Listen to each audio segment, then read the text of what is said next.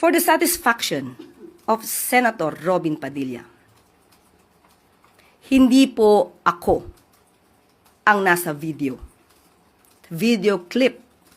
Dahil sa ating pagkakaalam, itong video na to ay lumabas na noon pa at ibang muka ang pinapakitang binabanggit na madam. Hindi nga po ito kinover ng mainstream media. Dahil lumalabas, ayaw nila maging lihitimong balita ito nang hindi naman nila alam ang source. So, I deny that the person, or kung sino man sa dalawa doon, na it's I who was talking to a certain vlogger. Now, si Senator Robin ay nagpapanukala ng anti-troll farm bill.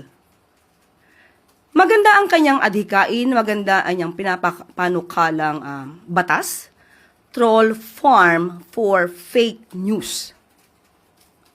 Sana maging modelo din po si Senator Robin.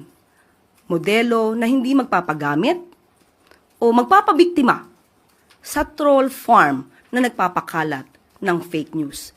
Sabi nga po ni Senator Loren kahapon, you should know first your source. And since dininay niyo po na kayo, ma'am, may balak po ba kayong gawing legal na aksyon regarding dito sa audio clip? Hindi nga po natin alam kung saan ang galing.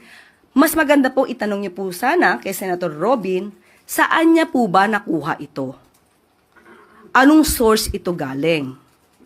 Sa ating pagkakaalam, hindi ito galing sa mainstream. Kung galing ito sa mga troll, obligasyon niya pong magsabi kung saan yung source.